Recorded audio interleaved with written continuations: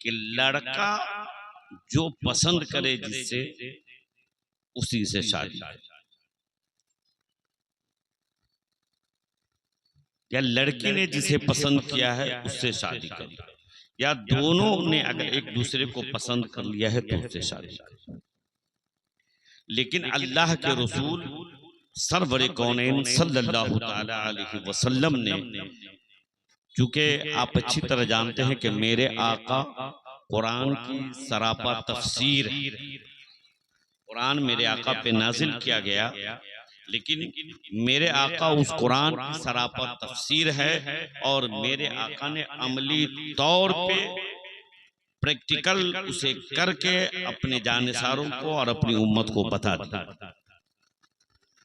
आज जिस दौर में हम जी रहे हैं उस दौर में अल्लाह की मखलूक में सबसे अफजल आला हम इंसान हैं,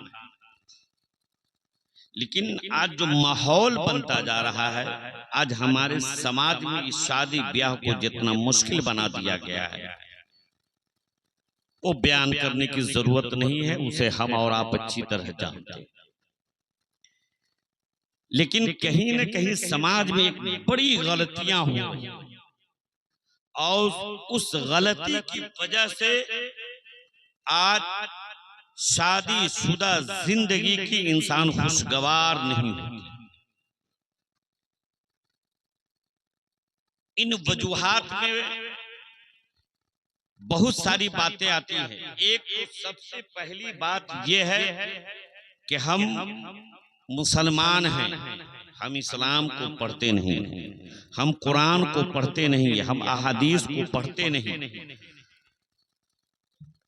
ये इस्लाम वो मजहब है जिसमें जिंदगी जीने का हर शोशा और गोशा मौजूद है, हत्ता कि सोने का तरीका भी अल्लाह के रसूल ने बता दिया, बैठने का तरीका भी बता दिया, चलने का तरीका भी बता दिया है ना कुरान में। ला तमशिल अर्द मरहा, क्या नहीं है इस्लाम, बस कमी इस बात की है कि हम पढ़ते नहीं हैं, सुनते नहीं हैं, और सुनते भी हैं तो ये ऊपर का जो कान है उससे सुनते हैं, दिल के कान से हम। आज शादियां होती है अक्सरों बेशतर शादी में मामला ये है कि लड़की बीए पास और लड़का इंटर पास। आज अक्सरों बेशतर शादी में ये होता है कि लोग लड़कियों से उसकी पसंद नहीं करते। एक जगह एक शादी हुई जिसमें लड़की ग्रेजुएशन पास और लड़का गूंगा था। इस तरह का मामला है। जब उस लड़की से मौलाना साहब ने पूछा कि क्या पता है कि तुम्हारा शौहर गूंगा है, उसने कहा पता। कहा फिर भी तुम राजी? कहा मेरे बाप की मजबूरी है, अगर मैं अपनी रजा बता देती तो मेरा बाप जमाने में बदनाम बन जाता। अल्लाह ने लड़कियों के अंदर, औरतों के अंदर वो सिफत पैदा किया है कि औरतें, लड़कियां अपने जज्बात, अपने ख्वाहिशात को मार करके अपने वालिदैन के हुक्म को बजा लाती। वो बेटी जो अपने माँ और बाप के आंखों की ठंडक होती है, उसके जिगर, उसके दिल की धड़कन होती है, जब वो अपने घर को छोड़कर जिस घर में आती है तो लोग क्या कहते हैं, हमने बहू लाया। और अपनी बेटी जब भेजते हैं तो अगले से कहते हैं हम आपको अपनी बेटी दे रहे हैं, इसे अपनी बेटी समझ के रखें। अपना अमल तो बहू वाला, और दिल में तमन्ना ये पालते हैं कि मेरी बेटी जहां जा रही है वो उसकी बेटी बने। ऐसा खाम ख्याल, ऐसी सोच से हमें बचना होगा।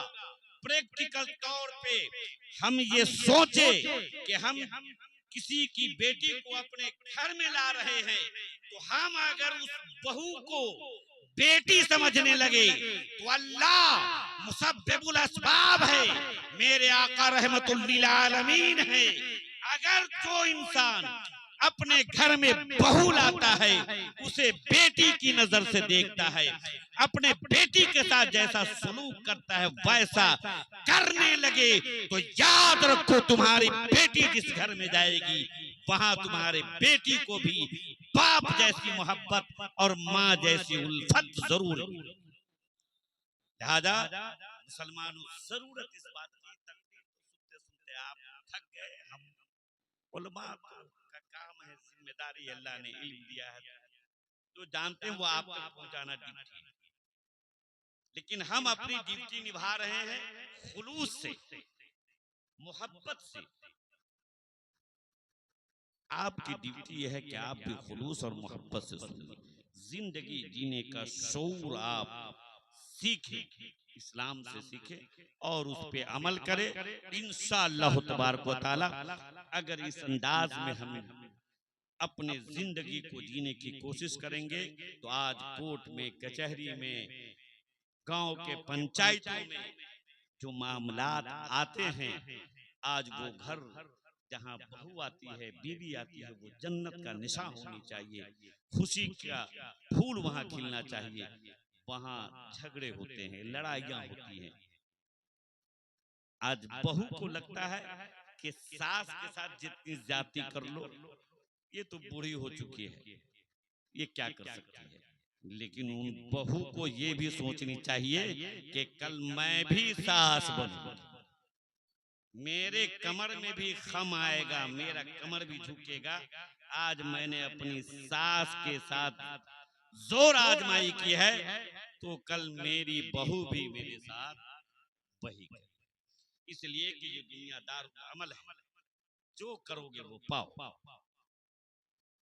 एक किसान जमीन में गेहूं बोता है तो उसे गेहूं ही काटने को मिलता है। अगर कोई बबूल रोपेगा तो कांटा से ही उसका सामना होगा। ये तो प्रैक्टिकल है।